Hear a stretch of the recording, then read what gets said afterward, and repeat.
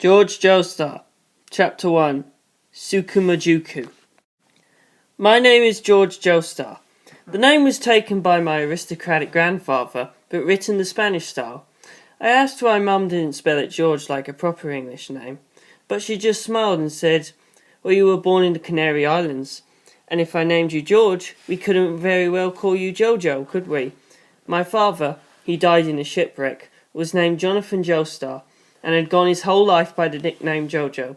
He died so soon after their wedding that Mum, still deeply in love with him, had her heart set on my inheriting that nickname. Sadly, only Spaniards lived on La Palma, and nobody ever called me Jojo. Mum and Lisa called me George, and everyone pronounced my name the Spanish way, Jorge.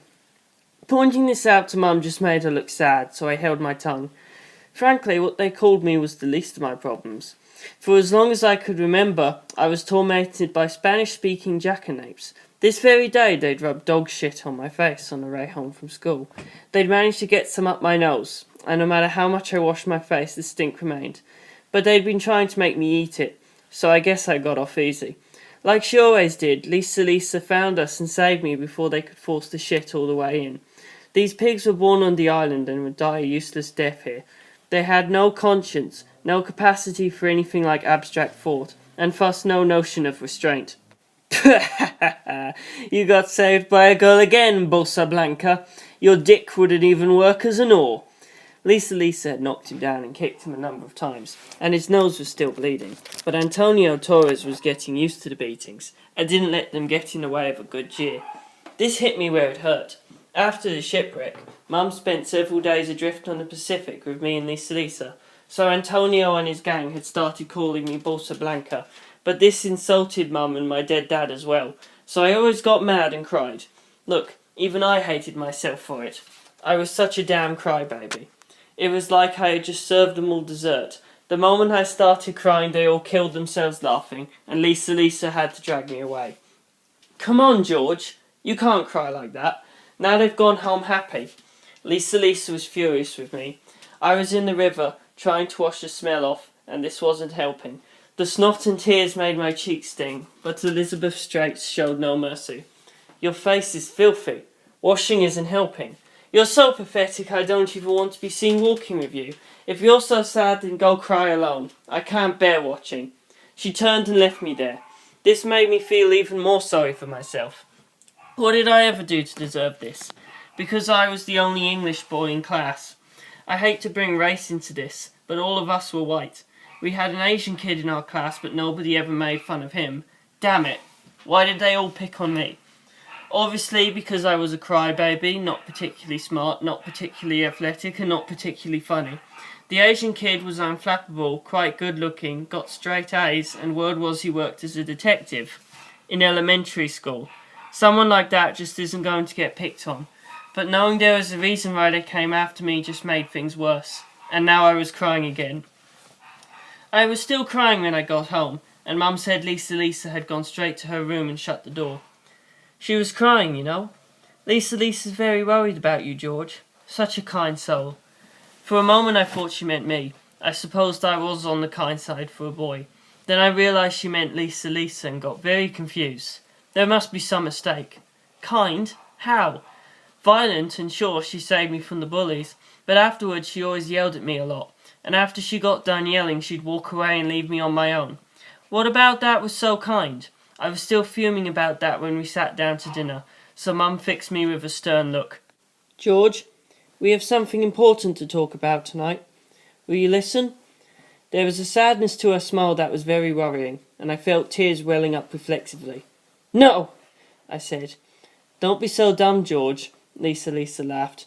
"She hasn't even said anything yet." I turned to scowl at her for laughing, but she wasn't smiling at all. She looked really tense, and that really made me scared. "What was going on?" "Listen, George," Mum said.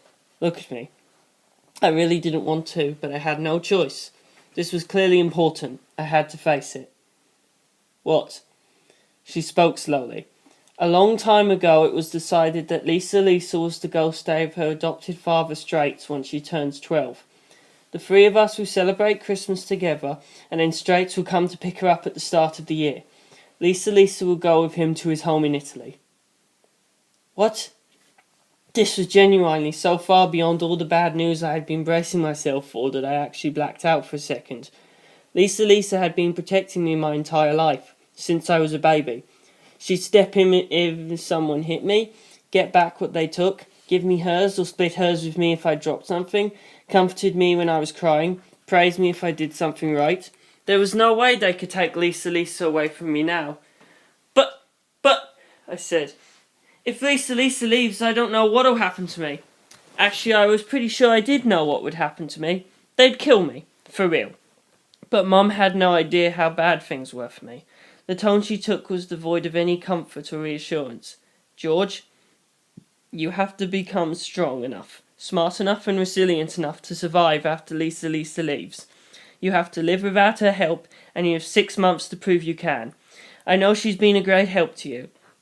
Proving you can stand on your own 2 feet is the best thing you can do to repay her.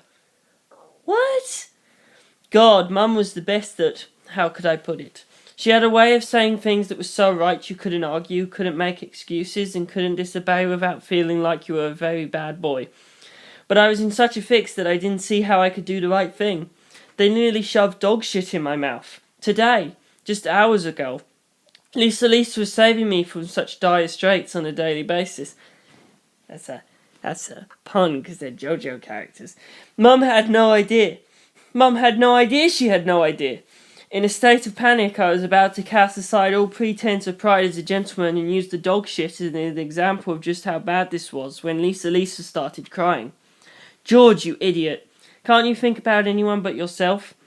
I have to go live with my dad, who I barely even remember. I'll barely ever see you or Mama Erina again. I'm so scared and I'll miss you, and here you are just... To hell with you, George! She let the tears stream down her cheeks, making no effort to wipe them away, sobbing loudly. I stared, stunned. I'd never seen Lisa cry before. Mum stood up, walked around the table, and put her arms around Lisa. Oh, Mama Erina, where... I'm sorry. I can't stop crying. I didn't want to cry, I swore I wouldn't. Go ahead, Lisa. Cry as much as you need. It's a very sad thing. It's hard for me as well. We've lived together your whole life and it's been such fun. We've been so happy. I've grown to love you like my own daughter, and I promise that will never change. Remember that always, Lisa. Know that I'll always love you. Oh, Mama Erina, thank you for everything. I love you too. I love you. Remember me forever. Don't forget about me. Of course not. How could I forget you? You're my pride and joy. I should be thanking you. George and I have both treasured your company. I don't want to go. I want to live here with you forever. I'm sorry, I know it's selfish of me, but that's how I feel. And you shouldn't be ashamed of that. Poor Lisa. Your life upturned by a promise grown-ups made for you. But you have an important duty. This promise was made knowing the fate of all mankind depended on it. I'm sure someday you'll come to understand, even if it's hard to accept while you're still so very young. But if you try, you'll get through this. Oh, no, I don't wanna.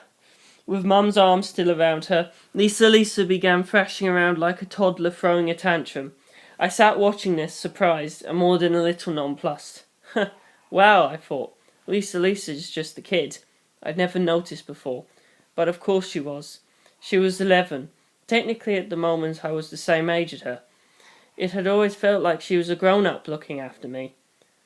But she was less than a year older. Last year, she'd been only 10 years old all those times she saved me. And now that I was 11, I should be able to protect last year's version of me. Antonio and his friends had bullied me last year as well, but Antonio a year ago was much smaller than he was now, and not nearly as strong. But I was scared. Scared, but I could probably still take him. I was just scared. If I could just stop being scared, I could knock him down. The only way to stop being scared was to start being brave. I was a boy and couldn't keep relying on a girl my whole life. Okay, Lisa. The panic was gone, and I sounded calm, or like I was trying to sound calm. My lips were still quivering, but I forced myself to keep talking. I'll be brave. Starting tomorrow, I'll beat up Antonio myself. That might not actually happen, but I'll think of something. I won't need your help. I smiled at her. Now it was her turn to gape at me. Even Mum looked surprised and maybe a little dismayed. Neither of them believed me. Why should they? But Lisa blinked her red eyes and a smile spread across her wet cheeks. Thank you, George. That was wonderful. I suddenly realised just how pretty Lisa was. It was like her whole body was sparkling, and I felt me heart skip a beat. But don't try too hard. I don't want you getting hurt, she added. Yep, nobody believed in me. But I had to try. I spent all night trying to figure out how to avoid Antonio's gang on the road to and from school, and trying to think of snappy comebacks. Quite a step down from what I'd said at dinner, but all my plans were for naught. Antonio Torres was found dead in the morning. He'd been murdered.